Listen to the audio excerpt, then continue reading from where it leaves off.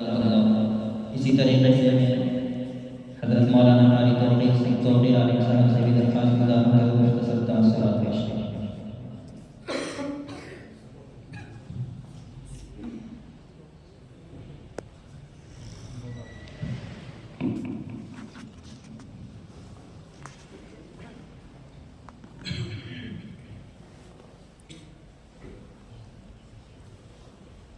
الحمد لله وكفى وسلام على عباده الذين اصطفى أما بعد فأعوذ بالله من الشيطان الرجيم بسم الله الرحمن الرحيم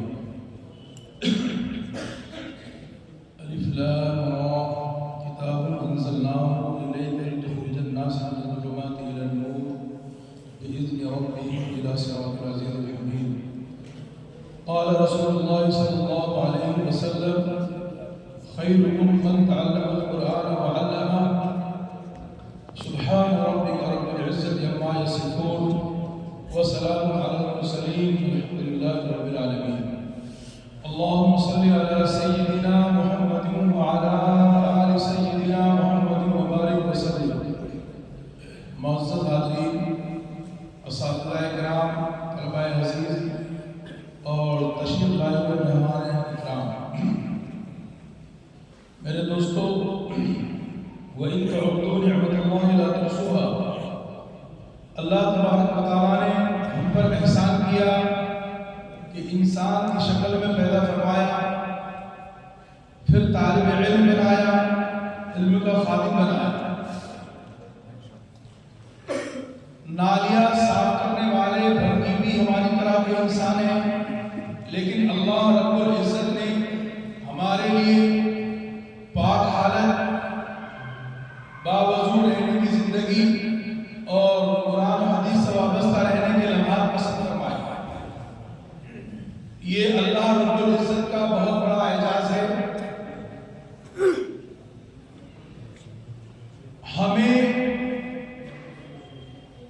نہ عہدوں کی ضرورت ہے، نہ تاج و تخت کی ضرورت ہے۔ اللہ تبارک و تعالیٰ نے ہمارے لیے یہ تاج علم کا جو اعزاز بخشا ہے، اس پر ہم خدا کا شکر ادا کرتے ہیں۔ ابھی میرے کرم فرما جناب حضرت مولانا مفتی سجاد صاحب بڑے اچھے انداز میں تاثر پیش کر رہے تھے اور تفصیلی گفتگو کی، ماشاءاللہ۔ ایک دو باتیں مجھے عرض کرنی ہے، چونکہ قاری صاحب کا حکم ہوا ہے۔ بات دراصل یہ ہے کہ برابر میں میرے استاد محترم تشریف فرما ہے اور میں اپنے بڑوں کے سامنے بولنے پر زیادہ قدرت نہیں رکھتا، اس لیے دو چار باتیں عرض کروں گا۔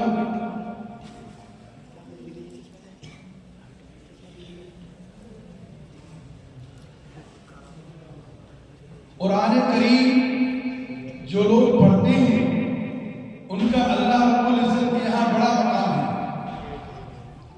قاری عامر بن فہیرہ حضور اکرم صلی اللہ تعالی علیہ وسلم کا بہترین قاری ہے، بہترین قرآن کریم پڑھتا ہے،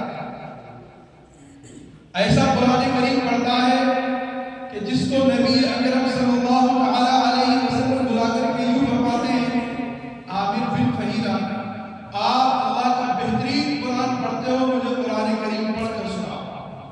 تو اندازہ لگائیں کہ جس کو نبی علیہ السلام یوں کہے کہ قرآن کریم پڑھ کر سناؤ، وہ کیسا قرآن کریم پڑھتا ہوگا۔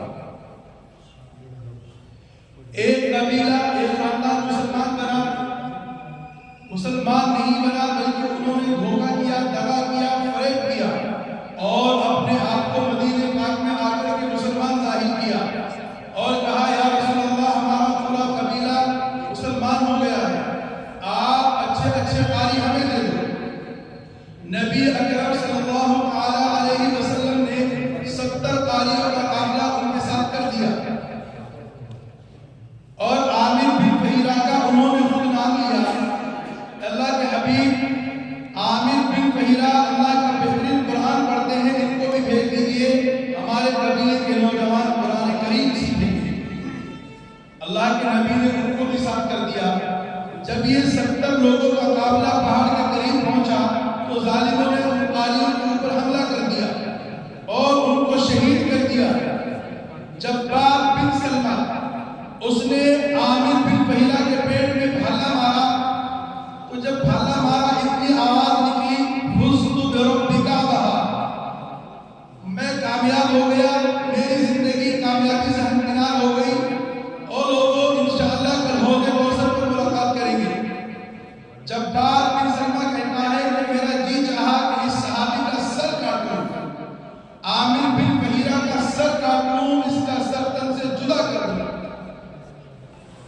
وہ کہتا ہے کہ جب میں نے نیزہ اٹھایا سر کاٹنے کے لیے تو اچانک لاش پر میت پر نظر پڑی تو کیا دیکھتا ہوں کہ لاش جو چلکاری عامر بن فہیرہ کی وہ آسمان کی طرف کو جانی شروع ہو گئی، بلند ہونی شروع ہو گئی۔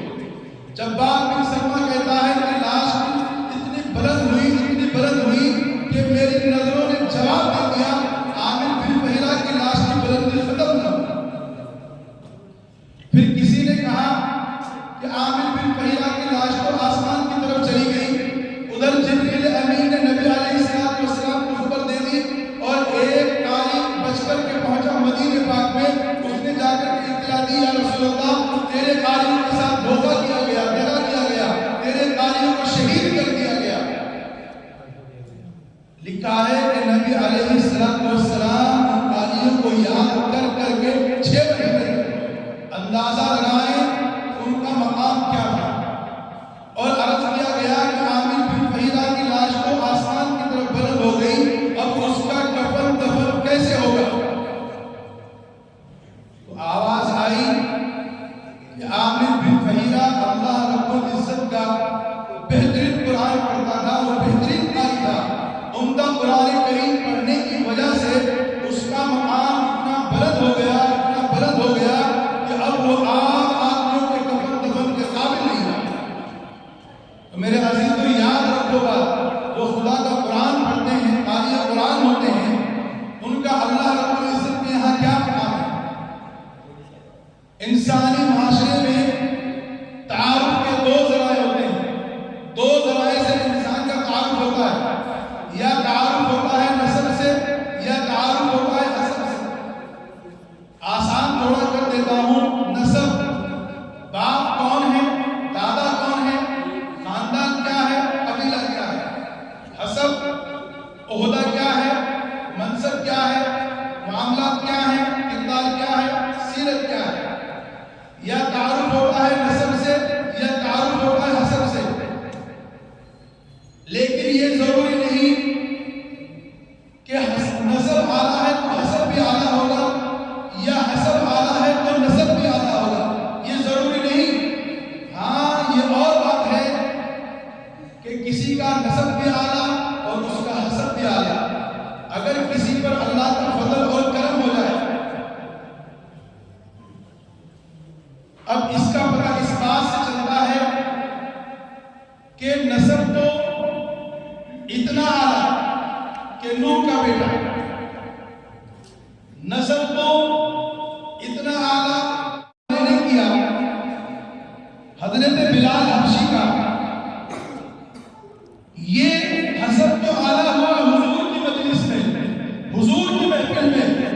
یا اللہ میں آج 14 صدیہ بعد 15 صدیہ بعد آیا، میں کیا کروں؟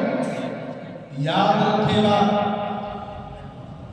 حسب آج بھی اعلیٰ ہو سکتا ہے، آج بھی ارفع ہو سکتا ہے، حسب آج بھی اونچا ہو سکتا ہے، اور اس کے اعلیٰ ہونے کے 2 ذرائع ہیں، 2 چیزوں سے حسب اعلیٰ ہوتا ہے، یا اللہ کے قرآن سے یا آقا کے فرمان سے۔ یہ چیزیں آج بھی، قرآن آج بھی ہے، حضور کی نبوت موجود ہے۔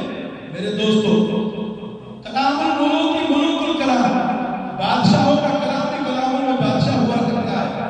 جو آپ پڑھتے ہیں یہ شہنشاہ حقیقی کا کلام ہے، اس کے اندر اللہ رب العزت نے عجیب تاثیر رکھ دی، یہ سیدھا دلوں پر اثر کرتا ہے، یہ انسانیت کے لیے دستور حیات، منشور حیات، آب حیات۔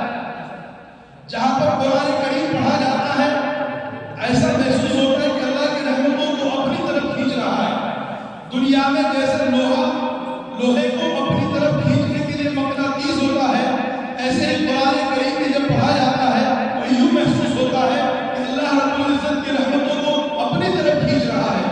اس لیے قرآن کریم میں اللہ ارشاد فرماتا ہے وَإِذَا قُرِئَ الْقُرْآنُ فَاسْتَمِعُوا لَهُ وَأَنصِتُوا لَعَلَّكُمْ تُرْحَمُونَ۔ پارہ 9 14 آیت نمبر 204۔ فرمایا کہ جب قرآن کریم پڑھا جائے تو خاموش رہو اور سنو تاکہ تم پر اللہ کی رحمتیں برسائی جائیں۔ اس قرآن کریم نے عرب کی سرزمین کو گیلا کر دیا،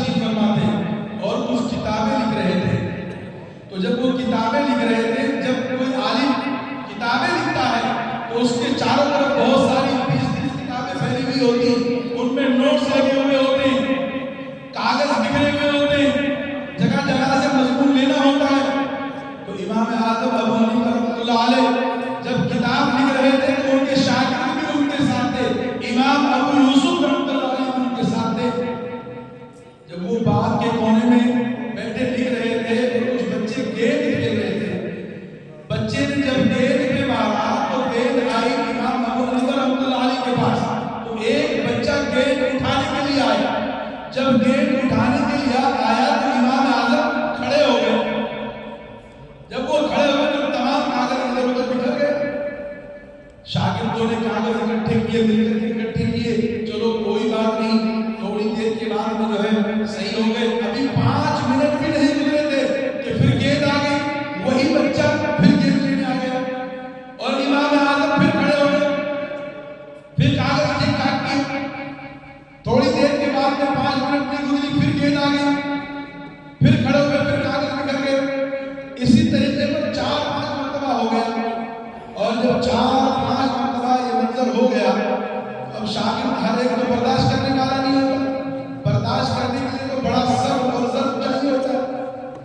شاگردوں نے کہا کہ حضرت جی یہ بچہ تو بار بار آتا رہے گا. جب 7ویں مرتبہ گیند آئی تو امام اعظم کھڑے ہوئے. گھٹنوں میں درد بھی تھا تو مشکل سے کھڑے ہوئے. شاگردوں نے کہا حضرت جی آپ بار بار کیوں کھڑے ہو رہے ہیں؟ اس بچے نے تو کھیل بنا رکھا ہے، یہ بار بار یوں ہی آتا رہے گا. یہ تو 100 بار لگا کہ آپ 100 بار کھڑے ہو گئے. امام اعظم نے کہا ہاں اگر یہ 100 مرتبہ آئے گا تو میں 100 مرتبہ کھڑا ہو جاؤں گا. کہا کیوں؟ وجہ کیا ہے؟ بات کیا ہے؟ تو فرمایا